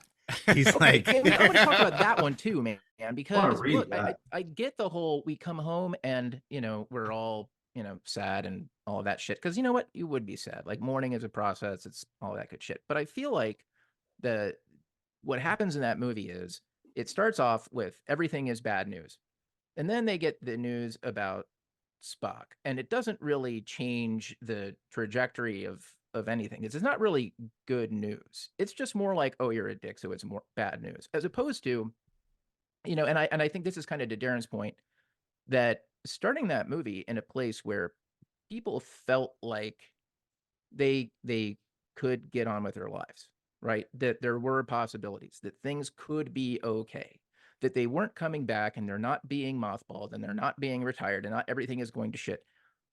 And you think things are going to be okay, and then Sarek shows up, right? And he says, hey, guess what? I've got some really bad news. You have unfinished business back there, and now you have to make a choice. Yeah. I feel like the energy would have been different at the top, and I would feel different about that film. And that suddenly these characters are being asked to make a choice and make a sacrifice. Didn't you don't just think describe it's good Avengers news Endgame? when...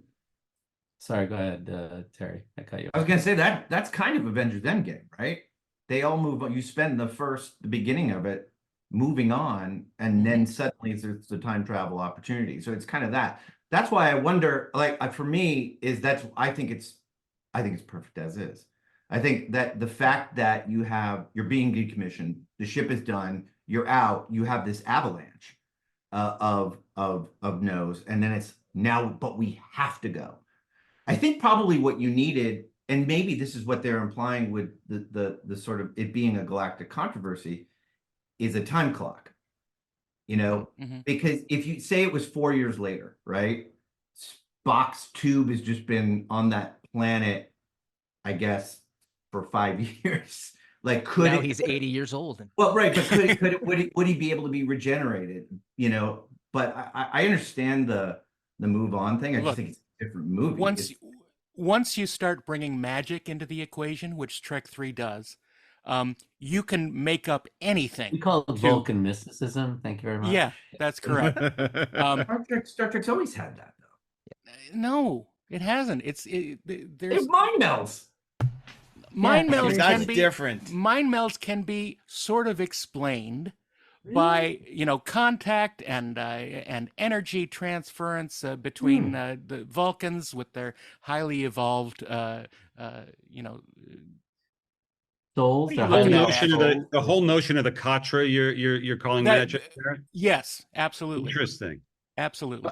I don't want to go down that rabbit hole too far, because we dealt with it. There's no rabbit hole. They have in the Gene Roddenberry notes episode, because Gene Roddenberry, if you remember, Steve, eviscerates the Vulcan mumbo jumbo when we did the Gene Roddenberry's notes about this to Harv. And this is just a very short version. He says, I can't believe there have been many Planet Genesis effects around before, certainly even fewer involving a Vulcan. And this can hardly avoid being a very special thing. Hey, here's another victim and his mindless body. So let's climb to the steps to the temple on an old Mount Whatsit again and put his consciousness back in his body. I mean, he's not wrong. You kind of have to go with it or not. And I think, we went with it. But yeah, Gene's right in saying this is like potentially a step too far for Vulcan, mysticism. The idea of the Katra and this ritual. I mean, people were switching bodies and consciousness in every other episode of the original series. Not the good Janice Lester. Exactly. Right? I mean, that'd have been a real kick in the pants. Not a good episode. Ending. You find out that it's not Spock in there. Right. It's Janice Lester. By the way, Gene had our backs on this thing about the Grissom too, because one of my favorite notes of his, and then was, when are you going to stop depicting Kirk's beloved Starfleet as a Pirates of Penzance Admiralty? Which is also another. What do you have, Mark? How do you have this? You have those are Gene's notes. We have a whole episode on his notes. That's a great episode. That might have been the first full episode I listened to because it was really great. And those are his, what, his letters to Harv or like? Yeah. It's his notes to Harv. It's Harv notes back, which basically entailed no, no, no, no, no, and the studio's notes as well. Terry. But now the studio actually had pretty good notes, as Steve might The recall. studio did. Gene didn't.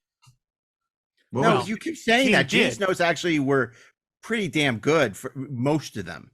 Some of them were ludicrous, but what were the studio notes that were good that helped? You got to listen to the episode because I can't recount it here, nor do I remember. Is it episode 192? 171? Just point me. They'll get back to you. Let's talk about this movie. Because one thing, Mr. Back to the Future fan is, and as we all are, of course, but not all of us have a DeLorean. Christopher Lloyd. Now, the original hope to cast this role had been Edward James Olmos for Scrooge, and it ends up being a Christopher Lloyd. What do you think of his performance? How would the movie have changed? Can I just ask you before you get into that? What happened with Olmos? Did he pass, or he just? No, that was I think it was Leonard's idea, and Harv didn't like it, and then they came up with the Christopher Lloyd idea. And Leonard liked that idea, and so they made the offer to Christopher Lloyd. Because people forget, it's sort of like now people don't remember Ricardo was better known for Fantasy Island at the time, and it was really weird seeing him as Khan. It's the same thing with Christopher Lloyd. People forget he was on Taxi every week back then, and people were used to seeing him as Reverend Jim. I actually think the performance is better now than it was then because of the whole Taxi of it all. But what did you guys think of the depiction of the Klingons, which were originally going to be the Romulans? And, Christopher Lloyd. Terry, I'll start with you because, we'll go back to the future. I obviously love it. I love Christopher Lloyd. I think he's a great villain. I mean, he was the villain in Lone Ranger. Remember that old? Oh, yes. Butch Cavendish. Yes. Yeah. He was. In The Legend of the Lone Ranger? Yeah. Wow, there's a deep cut. Yeah. Bill Fraker directed that. The one movie he ever directed. Coming on. Wow. Okay. I love a larger than life Star Trek going. You just had Khan, who's chewing it up, and I feel like he chews it up, but he's also what I felt this time watching it is he's a fucking psycho. He's clearly not. He's already in trouble with the. He's like a rogue Klingon because he's talking about how the Klingons are negotiating peace, and he's like, I'm not for that. Yeah. So he's clearly on his own. He's charismatic. I like his little, I give you 2 minutes for you and your gallant crew. He's insane. Got a dog?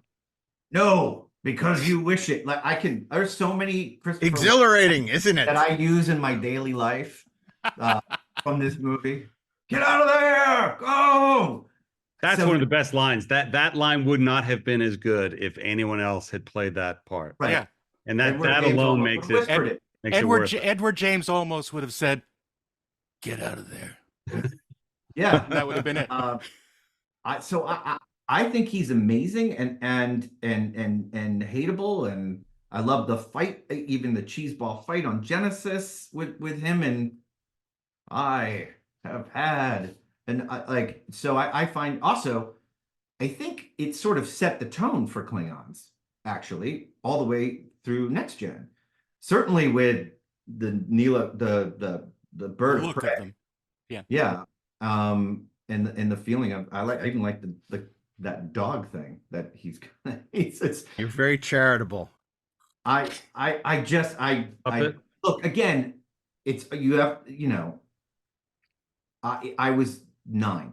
It's one of those things that I'm always going to love. Is it over the top? Is it yes? Is it a little cheesy? Yes, but I think it's perfect for what this needed to be. I like the three of them, and I like the three of the Klingons, and I like obviously the lead up, which I'm sure we'll get to the countdown, which is one of the greatest sequences in any movie, certainly any Star Trek movie. And it's Christopher Lloyd and it's John Larroquette. And you guys know who the third guy is? No, don't remember him. So when I first came to Los Angeles many years ago, and I was interned at a company, and the woman I worked directly for, when I was sort of a second assistant, and the first assistant was a woman named Kathy Liska, who was great. She was married to a man, is still married to a man named Steve Liska, who's very cool and is that third Klingon. Wow. So he's one of the first sort of celebrities that I'd ever met or seen. I couldn't believe it, because she was also a Star Trek fan, so we could sort of talk about Trek. And it came up, oh, by the way, my husband is, and he has a name, I can't remember his name in the movie. He's the one that says, great power to control, dominate. Yeah. Yep. And then says, only the computer is speaking. Right. Yeah. What does it say? Sorry. What does it say? This is an Atari 2600 in 1983. Kevin, that's all. It says you're shit out of luck. What? That's a great So story. good. That's when they needed Mike Okuda desperately. If only Mike Okuda was a little Mike is older. on the movie. Mike. But he didn't do those graphics because they're awful. Well, And I mean, I hate to penalize a movie, for not having good computer graphics because it's 1983. But look at the Genesis wave. That's brilliant, right? Wow. And Nice you they can played do it twice animation. in its entirety. That's right. I Yeah, do like yeah. that the destruct code is consistent with the original series. Would Let That Be Your Last Yeah. Battlefield? Yep. So great. Destruct 0, 0, destruct 0. Yeah, that's right. Well, I do You just remember blew us up. this is one crystal memory I do have coming out of the movie, thinking, not to paraphrase Spaceballs, that's the kind of code an idiot would have in his luggage. Like, I was just like, wait a minute, that's it? Like, you can just Password 3-0? 1, 2, and 3, you know 4. what's cool? Yep. I love that it takes 3 officers. Right. Yeah. Like it's Yeah. you need 2 keys to do the thing. I always love that. Takes 3 to make a thing go right. Well, I want to ask you guys because, potentially Genesis is a real, Star Trek always did allegory in an interesting way. And Genesis was a chance to deal with like potentially nuclear proliferation. And of course, to have this character of Carol Marcus. And when Ashley was speaking earlier and talking about, wouldn't it have been interesting to see maybe their life and then suddenly Sarek emerges into this life? I mean, had we seen Kirk with Carol Marcus and the son and seen the life that could have been, but expensive that would wasn't. have been to bring her back for just It nothing. wasn't. I mean, Harv insisted. The studio wanted her back, and Harv was the one who didn't want to bring her back because he needed this plot where David cheated. Basically, the Kobayashi Maru did the same thing as Kirk, where he put the proto matter in the mix because he had to have this thing go wrong, and he was afraid, was like, she complicit? How would you explain it? He couldn't figure it out, because. I mean, Harv, for all that he did right, was still very mired in a TV way of thinking, in an 80s TV way of thinking. And I actually think it's okay. I mean, it's part of what I whether that would have been an issue or not, I don't really know. But the simplicity of it, not just meaning your mileage may vary in terms of whether you like picking it up, a few days later or not. I thought it was pretty good, but just how much, like I said, the Stealing Enterprise doesn't even it happens in minute 40 something.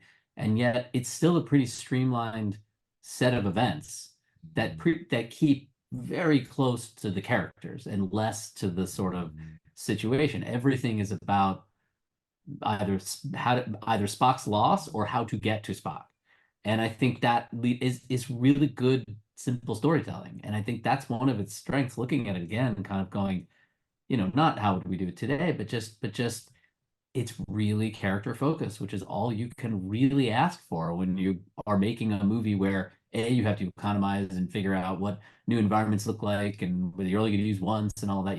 Very little of it's on the bridge, and you just, I think, want to be in their world and kind of what's going on with them. But I didn't get to say anything about the Klingons. I want to say one thing, which is Maltz. Boy, chew. Sorry. I was like, I love that he's just like, you said you would kill me. I lied. That I was like, oh man, I wonder what happened to that guy. Yeah, He right. carried the best idea of all, which he just pitched me before the show, which is, wouldn't it have been great if he had to take them in the vertebrae into Star Trek 4 and like to Earth? Right. He's just along for the ride. No, but if it was if the 4-hour version is he comes along, gets free, ends up in San Francisco, like does the thing, exploring a lot of. I love everything about that. I just like that they had to take Vulcans are like, we're not taking them. Like, what, you can't leave them here. You're not leaving a rogue Klingon here. And he's like, all right. And then the guy's like, I thought you were taking me to, he's like, well, we're going to take you to the past. You got the whole sitcom planned out. This is He did. I always Adventures thought, on Earth. I always thought he was just in this brig. and The whole time. They leave him out in the cargo hold. That's what you do. He's That's drowned. what you do. He's at the bottom When of the they're- San Francisco Bay. Yeah, when they're crashed in the bay, you just cut to the brig, and he's just sitting there looking around. With a major selection of the looks your kiddos love, starting at just $4 in the Walmart app, a new school year means a stylish new them. Who knew? Find skater skirts and Crocs that say, I'm casual but cool. Sparkly sneakers that say, it's my classroom, you're just learning in it. And preppy polos that say, I'm the teacher's pet, even if they're mommy's menace at home. Find their favorite styles starting at just $4 in the app. The Walmart you thought you knew is now new. This episode is brought to you by Nespresso and Samra Origins by the Weekend Coffee Collection. Introducing Samra Origins. My collaboration with Nespresso is a connection to my roots, to my mother, Samra. Coffee that hits the right notes. It transports you. Crafted with unique notes and bold, soaring flavors. Experience a taste that moves you. Nespresso and Samra Origins. Discover more at Nespresso.com. They're out there splashing each other and having fun. And he's drowning to death. Terry, when you put the bird of prey into the museum, they dedicated the dead Klingon in the little dead Klingon skeleton. Steve, you talk about this being very simplistic storytelling, and I think that is part of my problem. I didn't say simplistic. I said streamlined and simple. My problem is it's very simplistic, streamlined storytelling. And I think that, Harv had a problem that he had to resolve, which is we got to bring back Spock by the end of the movie. And, it's a fairly elegant solution, but there's not a lot of. But he had to throw David under the bus to do it. Well, yeah, and let's talk about that, because of course David cheated, and he couldn't be innocent in Harv's opinion. He had to have done something that warranted being killed, right? And I'm not sure that he needed to earn his death, because it would have been tragic nonetheless. And that he deserved to die. I don't think that's it, but no, but it's more like, I think, taking the curse off of it a little bit. Well, that's what his final heroic act of saving the other two is a good moment. It is a good moment.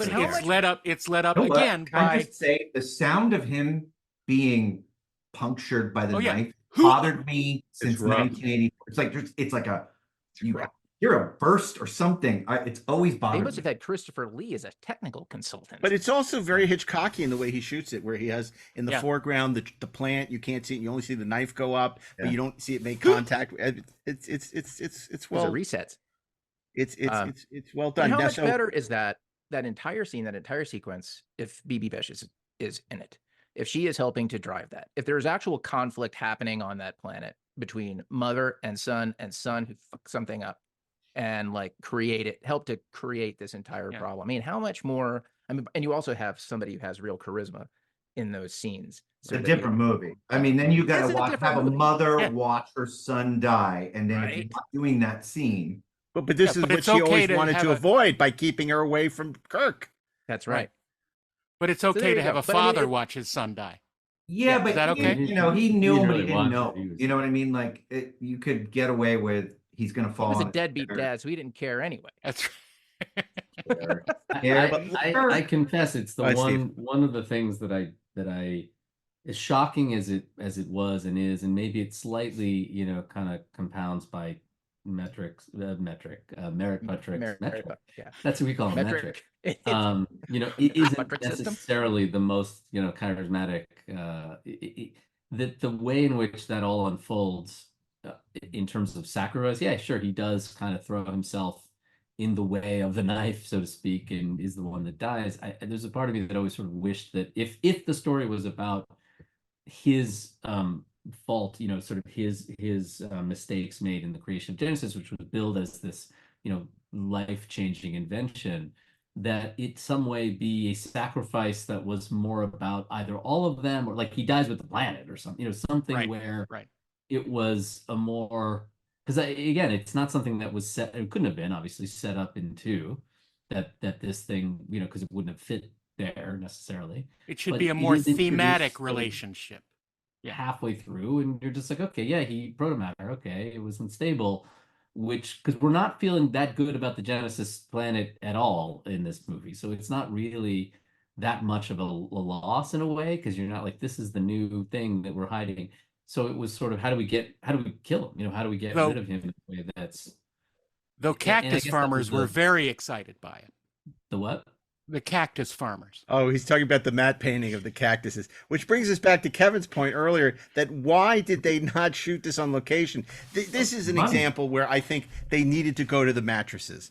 Obviously, it was a budgetary decision, but Harv needed to fight. But again, coming from TV, of course we'll do it on a soundstage. It'll be fine. And he needed to fight to go to Hawaii like the DP was begging them. Now, they said, well, we had to have all these... when the planet destructs, we had to do all these trapdoors and be able to build under the stage and, do all these explosions. So it made it very difficult to go on location. But, it's not 1968 anymore. And it's like the film would be so well served by going on location for the Genesis planet. It would have just helped enormously. And it could have opened up the movie. And I think it just would have... You could have gone on the stages after the lighting change at night, and that would have been completely fine. Yep. Fair.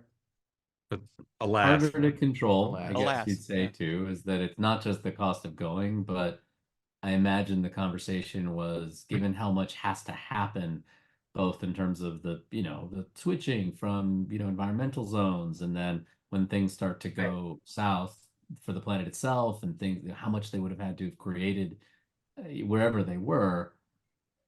I don't know. I mean, yes, you'd have to make it snow in Hawaii. The movie would have had an entirely different feel, and actually would have felt after 2, which was just basically the cave, all created on stage, that it would have really, been open huge. it up. But, yeah. Well, the cave in Star Trek 2 should have been the impetus for them to go on location for Star Trek 3. Yeah. All they had to do was look back at Star Trek 2 and see how bad that set and the matte painting was. There was one thing in Star Trek 2 that just I love is... it.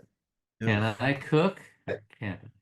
Well, no, the reveal is fine, but the stuff with the waterfall and all that is terrible, and it should have sold them on. The beer sign waterfall left a lot. Yeah, to be but that was supposed to be a fake environment, right? I mean, it was a constructed environment. It didn't have a sky, right? It's in that cave, right? So it has a sun. Oh, I forgot that. This has a lot of really expensive lighting. Yes, lights. I mean, look, the budget. Holographic sun. Sorry. The budget was understandably extremely tight, but at the same time, they were able to reuse a lot from Star Trek 2, including a lot of the costumes, and a lot of the props, except for Chekhov. Right. And it just is like, you always make that one big decision. Are you going to go, and this would have been the decision to make, which was to go on location. But I don't want to obviously being honest, with a new director who was inexperienced, they wanted to have as much control as they could possibly have, and shooting on a stage makes that happen. Can I ask you a question? Well, I guess all of you, but it would probably be you, Mark. It's true that and I'm pretty sure it is, but I just want to ask that Sulu was meant to be promoted to captain and was meant to get. It's in the novelization, I think. It was shot. He deferred to. Was it in this one, or was it in? No, it was in Star Trek 2. Star Trek it was 2. shot.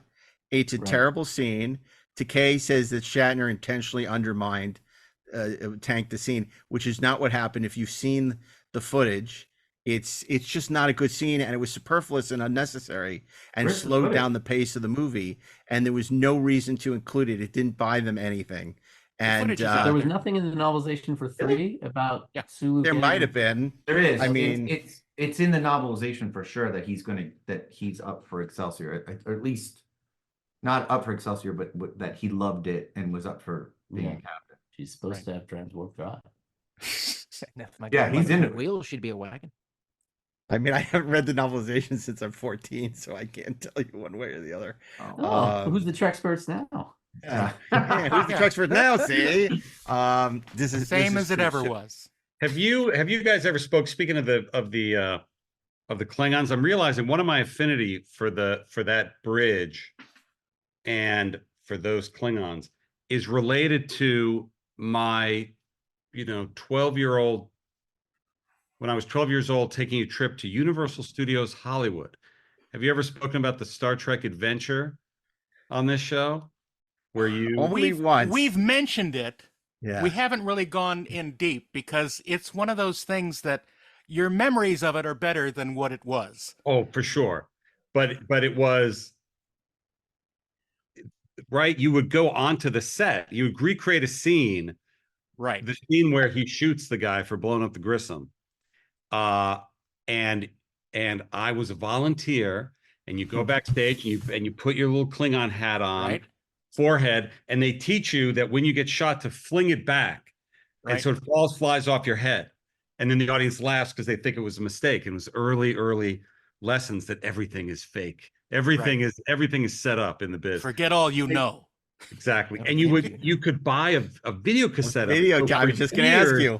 We had this video cassette, which is now unfortunately lost, of 12-year-old me on this man. bridge with a Klingon forehead flying away. That's awesome. See, I got in the thing. I have the VHS from when, but I was on Starfleet. I wasn't one of the Klingons. I was one of the crew that they pulled up on stage to do. And you get beamed too, if I'm not mistaken. Yes, Naughty beamed me twice last night. It was fantastic. Easy. I don't know if that VHS still works because I haven't, but I have it. How long was that there? Dude, I had it was a few years, and a hat from it. Many years. Long. Yeah. It's where Shrek's Big Adventure was, and now it's I think Puss in Boots, but it was there for many years at the park. Not as many years as the $6 Million Man Tunnel, which is now King Kong, but that was and then the Battle of Galactica, but it was there for a long time. Speaking of the Klingons again, one other small thing that I noticed just as you were talking about it. Why, Steve, you didn't go on this ride at Universal? You can't talk about it. I didn't get to California until much later, but go ahead. We didn't have it in New Jersey, sadly, but I did not notice this before, but noticed it this time. First, I always loved that the film, when the Klingons were by themselves, they were speaking Klingon and it was subtitled, and you did not have the Hunt for October moment where, you sort of transition for the movie. And then it was very clear that when he's with humans, when they, were talking to Kirk or whatever, he's totally comfortable speaking English. But there is a point in the movie, and I think it's right around the self-destruct sequence where they stop speaking Klingon on the ship. Yeah. Right. And so they're just speaking English to each other. And I was like, oh, I guess at that point you don't really think about the logic of that, but they just stopped. But I was always so impressed that they had let the gag go on for so long, and that those actors had to memorize, all of that Klingon, and use it for comedic effect and use it for, a lucky shot, sir. And he's just, anyway, it's just that then it stops. I thought that was so interesting. I love the fact that Mark Okrand came up with an entire language that actually worked. Of course, now it led to, for years later, fans standing around barking at each other in Klingon, which is enough to make me want to choke a kitten sometimes. But I love that he did it.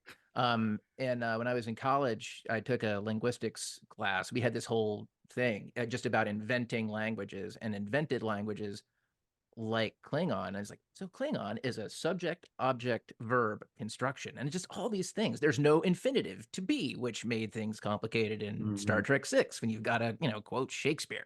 So I actually, that's one of the things from Star Trek 3 that I really appreciate in terms of the world building, is they came up with a whole freaking language for no reason except for Christopher Lloyd to say stuff.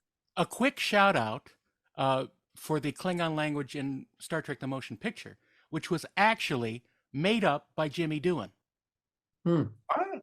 Just making up words. They cut this out of our commentary on Trek 1 when we did it years ago.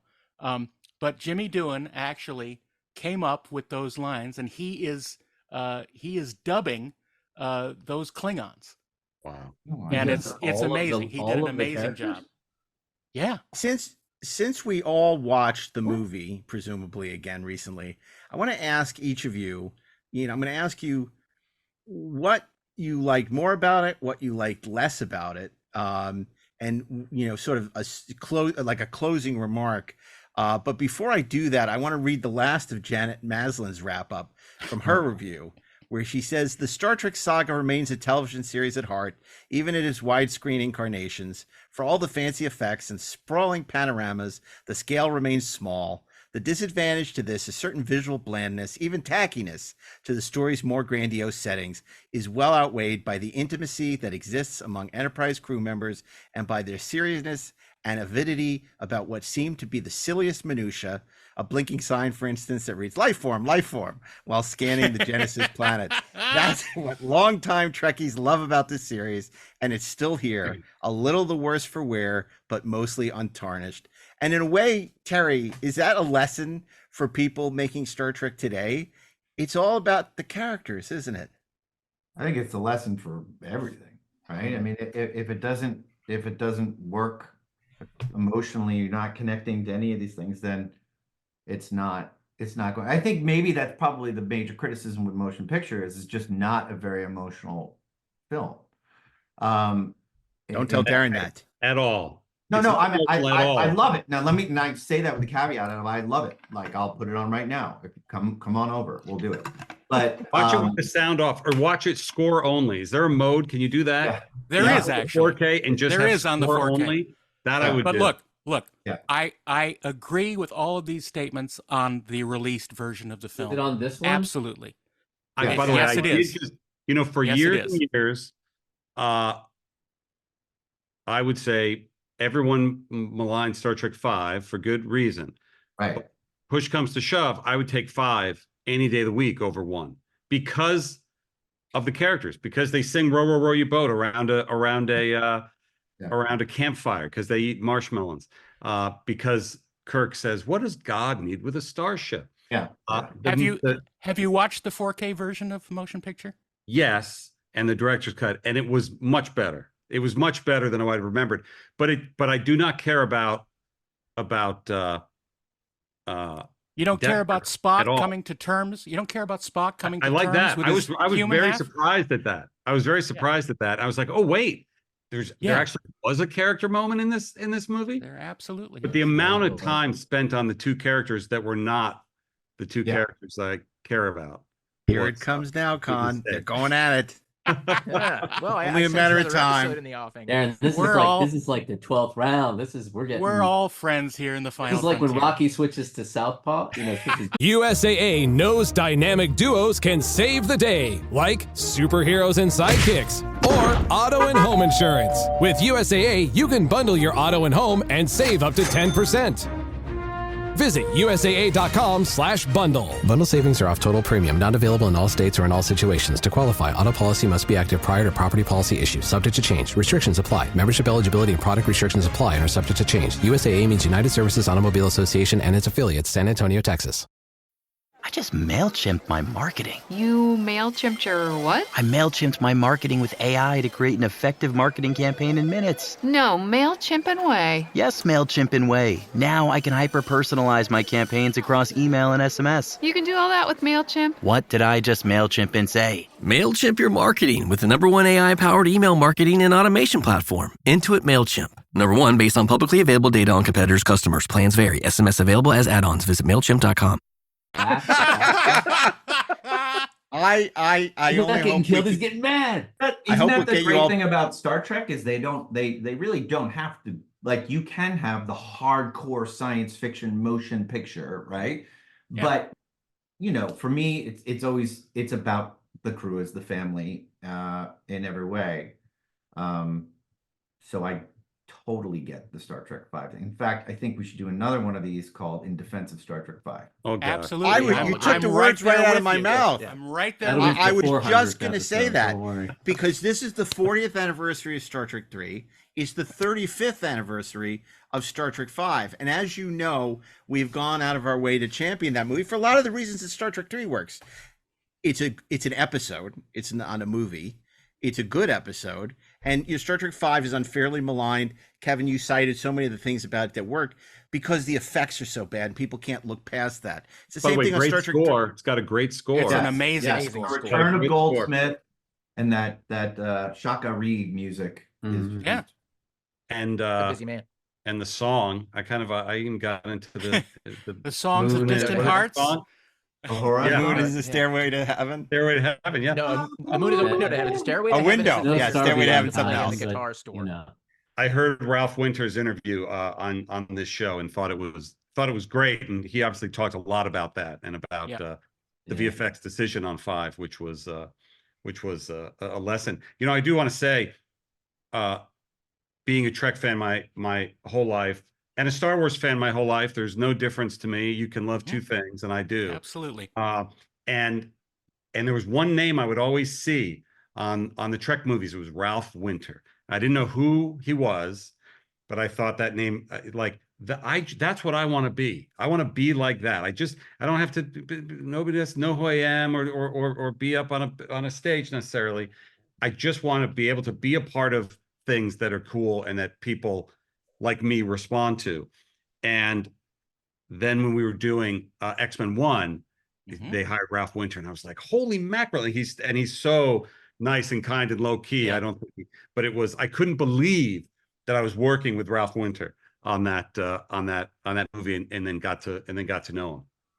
That's so. I have a similar experience because Ralph at that same time made an overall deal with us at Fox, and I would do the same thing. I would go to his office and sit, and he'd be so generous with his time, and and he's such a good human, and still loved and loves the process in the films. And that's the kind of stuff where again, when you get that kind of opportunity to talk to people, like that's when you guys had your Bob Salen piece, that's the stuff we get excited about, the folks that actually do it and kind of we're there, and are not the stars, we're not have a different recollection or different kind of experience of it, but also just like, I think, to correlate what Kevin's saying, and like that you could be a nice guy, like you could be a good person, love it, and still practice. I always found that really inspiring about Ralph. I remember we were in pre-production in West LA in an office that Fox put us in, a small suite of offices for prep, and it was Ralph was leaving early, and Ralph did not ever leave early. Ralph was there early to late. And I said, "Oh, where are you going?" And he was going to DeForest Kelley's memorial service. Oh, wow. Which again, is having no connections to Trek whatsoever, I thought was meaningful. And then I got sad and started thinking about the time when they would all start to be gone. Yeah. It's amazing when you look at this picture, how many of the cast are gone at this point. And it's sad, but it's so, Ralph's so great. Harv needed somebody like Ralph, because you see what Salen did on 2 and what Ralph did on 3, 4, 5, 6, and Ralph was getting it done. And this is something that we say, to a lot of the fans who only want to hear what the actors have to say. Somebody like Walter would be on the picture for 5 days. Nichelle, maybe a few more. Even Dee, he's not there every day. And when he is, most of the time he's in his trailer. These people like Ralph Winter are there in prep. They're there every day. They're in post. They're the ones who have. They know things not even we know. The keys. They can tell you everything. Yeah. They know everything. They know where the bodies are buried. They know how these things got made, what they did right, what they did wrong. That's why they're the gems, the people that we want to talk to, as opposed to, not that there's anything wrong with talking to the actors, but they don't know. Yeah. He was always, Ralph, I say what? I mean, he whenever we talked about it, he was not, it's not that he was unsparing, but he was honest. Like he looked at each one of these movies and could look back and say, this was right, this was wrong, and tried to use that understanding, that experience to inform the next one. And I was like, oh, okay, that's how you do it. It's like, you can't, it's like you make one movie, you're like, hey, we did it. And then your reward is generally you get to do it again. That's it. That's right. Like, if you're lucky, do it again, cheaper. You just get to keep going. That's the only victory. And that's not something before you start working in the business that you understand how to appreciate, like, and how to find joy in just that. And be like, hey, you gotta love doing it. And Ralph was one of the first, one of the first people that I knew that was working in a studio, and it was just that really embodied that, who had been through different seasons of his career and was now kind of in the middle of X-Men and still was having fun. And I thought that was really great. You know what Ralph says? the movie that Ralph did that he gets a lot of attention for now or comes up. I don't remember if you mentioned this on your show. Hocus Pocus. Ralph Winter produced Hocus Pocus, and it came and went. And now I think when it comes up, that's the movie people want to talk to him about. Yeah, that's funny. Yeah, inspirational. It's amazing that's a film. Yeah, it got no attention when it came out, and now it's like this beloved classic. Yeah, that's what I love about film, right? Is that it grows, evolves. Wizard of Oz was a disappointment when it first came out, right? Yep. We all know, and I think that's true. And you can revisit it like we all did today with Star Trek 3, The Searchers. Terry, you wanted to say something? Speaking of Hocus Pocus. Well, I was just people who were there every day. Mike Okuda started on Star Trek 3 and was there every day in the art department. And recent Steve and Kevin know this. Mike's like, will you help me go through my old stuff, these boxes he has in his garage? And you would literally open up a box and there'd be like 10 file folders on the, Go Climb a Rock shirt that Kirk wears in 5, or the Good Morning Captain graphic in 3. And call sheets and memos about everything and how much work. I mean, we've all made stuff, and we all know like one tiny scene could have them 20 meetings behind it that you don't know. But Mike kept all of it. And just going through it, he's like, I don't understand. Like, I would sit there for hours, and now like 4 or 5 hours pouring through all these documents. He's like, why do you find this interesting? I'm like, this is incredible. Like, living history. It belongs in a museum. But they got their top men working on it. It'll be fine. Right. But the amount of the visuals of the bridge and how much that carries through all the way from 3 to Next Gen and beyond to Picard season 3, that the Okudas are responsible for is extraordinary. No, absolutely. And that's why when I was running 50-Year Mission, it was like, I said, it's like Trek archaeology. When I find all these old memos and, when I found the famous Gene Roddenberry excoriating Shatner and Leonard for being egomaniacs and telling them what he really thought of them. I mean, it was like the Holy Grail. It was incredible. So it's so much fun to come across that stuff and those old files. I mean, I remember when I bought Cinefantastique, when we bought we got the files for Preston's article, which ended up becoming the book Return to Tomorrow. How exciting it was to see this famous article that was never printed on Star Trek: The Motion Picture.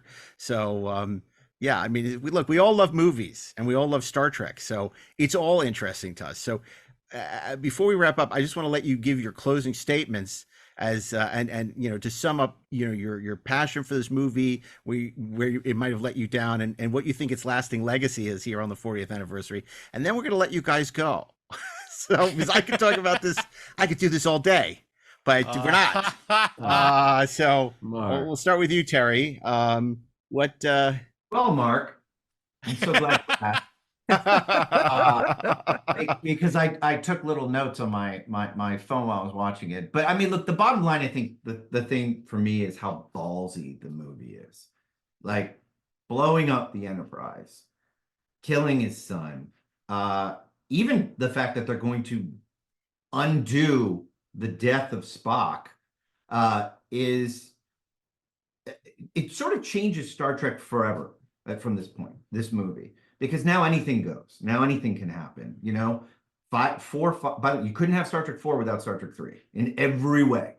Like, they're paying the consequences. They're trying to get home. You have a Spock that's not quite Spock. You have that whole arc.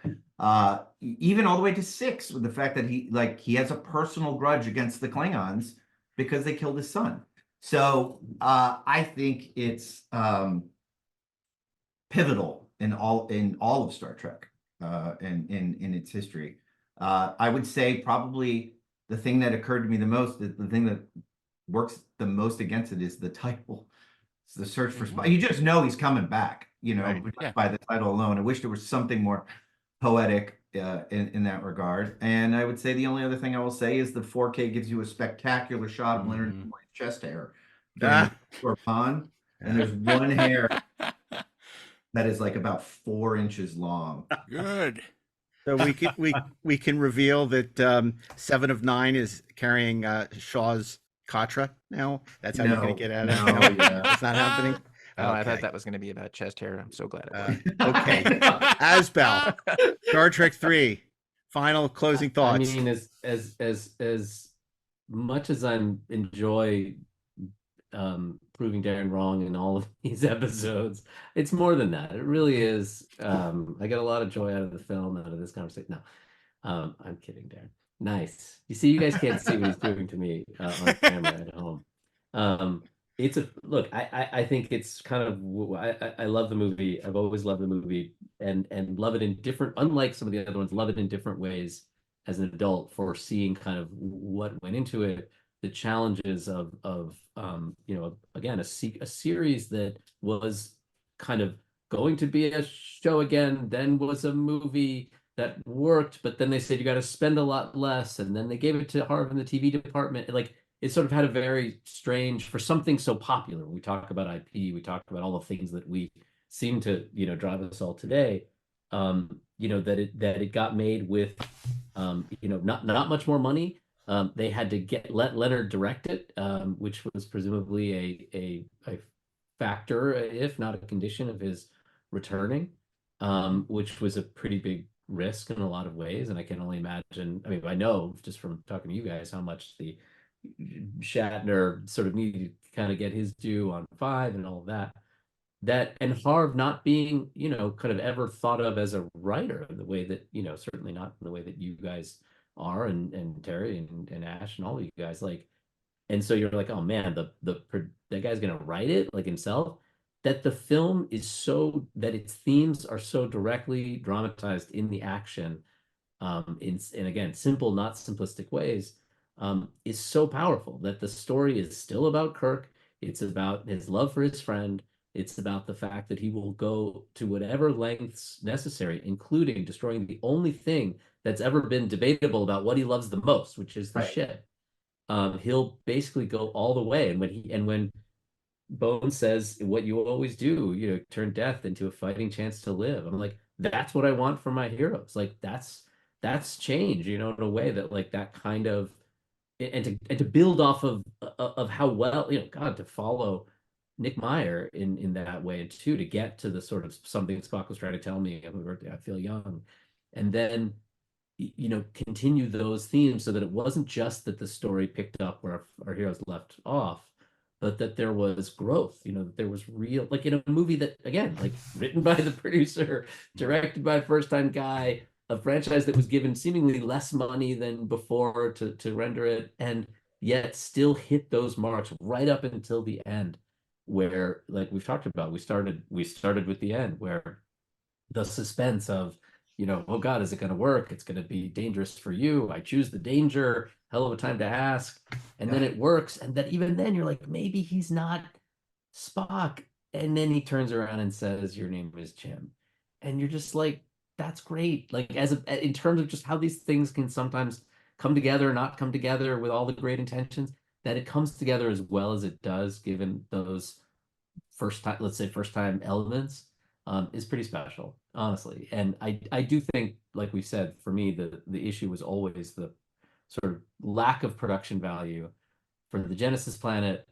I think, a little bit of I mean, I wouldn't say much in the Starfleet stuff. I didn't think that was great. I always loved the sort of, I remember it was even in the trailer, the great shot of whatever kind of, you were at some control station with a view of space dock, and then you could have the ships, and you could have, they used it again for the stealing the Enterprise sequence, and it was just, man, that was so cool. Because for me, just Darren, for what it's worth, the idea of space dock having a enclosed, safe space, not just from attack, but from, stellar detritus, to protect the fleet, seemed like a pretty good idea to me always. But anyway, that's what it is. For me, it's special because I think it's very much a great, it's a great chapter for those characters and those actors, and kind of set me up for, I didn't know, I mean, who knew 4 was going to be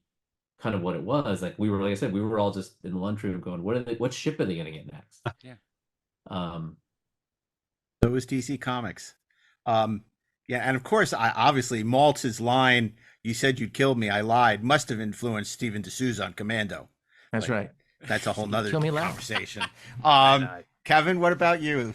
Wrapping up. Well, I think Terry and Steve have done it. I think to me, and in thinking about it, it is the movie where the love between the characters becomes most apparent and unabashed for the love that they have and willingness to throw it all away to go on this mission. The heist is not just a cool starship heist. It's these characters throwing in with one another in a way that they did on the original series from time to time, but certainly didn't really do or have the opportunity to do in one or two. And I think, yes, I mean, loving Star Trek is looking past production issues, right? That's why, I show episodes of the original series to people and they have a hard time getting past the paper mache sometimes. And then you go, never mind that. Look at the idea. Look at the characters. Look at the smile on Spock's face after he learns that Jim is alive at the end of Amok Time. It's one of I rewound that maybe 50 times the first time I saw that. And 3 connects to that in the emotion and the love for the characters. And I think all of the criticisms are 1,000% justified that many of you brought up. I think a big one, I think Terry did something in his show that made me realize a inadequacy of 2 and 3, which is not caring for Kirk's son that much, right? I don't care that much about Kirk's son in 2 or 3 when he dies. Yep. Terry introduces Shaw, and I was biased against that character in early episodes of Picard season 3. I was like, who's this guy? Then he starts to turn. Then I care about him when he, spoiler alert, dies. And I go, how did this guy make me care about this nobody, this new nobody character that I haven't spent 40 years with, and I care about him when he's gone. And that didn't happen with Kirk's son in 3. So okay. But there is more right than wrong with the movie, and watching it, and it gets better every time I see it. I appreciate it more and more every time I see it. And now thinking of it as the Genesis trilogy, which Paramount Plus should, although they're not even on Paramount Plus right now. They're on Max. Yeah, weird. But they should have I love having been a part of a franchise made up of 30, soon to be 34 movies. Yes, they're all in a row, but I also think that we have trilogies within them and series within them. So the notion of the Genesis trilogy being sub-labeled on Max or Paramount Plus when it goes back to it someday, I think would be cool. And of course, Star Trek obviously looms so large in all our lives, and it'd be great to have a conversation at some point about, because we've talked about this before, the influence of All Good Things on Endgame and Star Trek in general on what you do. Steve, we've talked a lot about how Star Trek has influenced you, and obviously we know the influence of Star Trek on Terry. And Kevin mentioned how wonderful Shaw was, but of course you did not repeat the same mistakes with that wonderful performance from Ned Spielers as Picard's son, that Merritt Buttrick and Kirk's son, which was a missed opportunity to introduce a new character, which you avoided all those problems and introduced a wonderful new character to the mythology, who was Picard's son. But again, I appreciate that, but again, who knows, right? Like maybe Merrick had the best audition. I've had that happen to me a million times. It's the best audition there ever was, and then try to do the best you can in editorial. I've said this before, and I'm really going to let everybody go, but Kirsty and Merritt were cast by Gary Nardino because they were the only characters in Star Trek II cast by the head of the television division at the time, because there had been plans that if Star Trek II hadn't worked, to spin them off into a new Star Trek TV series. Right. So he was responsible for casting those two, and you can tell because Merritt was very much a TV actor. He's quite good in Square Pegs. So it's not that he was a bad actor, but then also you're dealing with the egos. Who was you're dealing with the cast saying in Trek Phase 2 that got that small part in the motion picture? David Gautreau. Yeah, like Zahn. But you're dealing with actor egos where it's like, are these guys going to replace me? So nobody was rooting for Kirsty or merit. And they I think that's also part of the reasons why they're away from the main cast for so long too. But anyway, that's a conversation for another episode. Like, can you imagine how satisfying it would have been if Kirstie Alley was through all the way through 6? Yeah. That turn when it's Darren would have liked 6. But if she would have.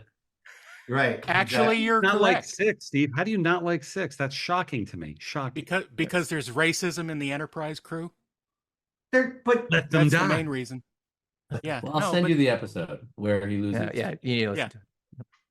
That's what you get for missing staff My meetings. opinions are well documented, sir. But I the intellectual puppet of the Federation. I hope we're much less fiery offline. Just FYI. I hope you'll all climb the steps of Mount Celia with us again to talk about Star Trek V, because that will be one for the ages. But this was great. I just want to say he doesn't want to let it go. I don't want to let it go because part of the joy. Look, I know we're going long, but part of the joy of being able to talk about Star Trek with other people who are just as passionate as you are about it, and being able to have different opinions on things, is what makes this all work. It's the joy of going to conventions back in the 70s and 80s. It's the joy of talking about things online. It's about talking with your friends about things that you all love. And that is what makes this wonderful. You're here. And this was a wonderful discussion with some wonderful super fans.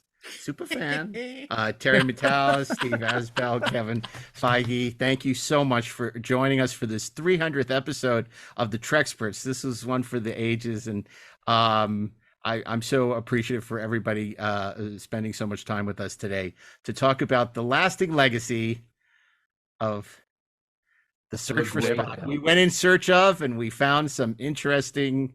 We found Bigfoot. So thank you guys so much. Guys. Congrats on 300 episodes. Yeah. Congrats on 300. You guys are doing a real great service to fandom in general, but obviously particularly for Trek. And it's really, I'm glad it exists, and look forward to 300 more.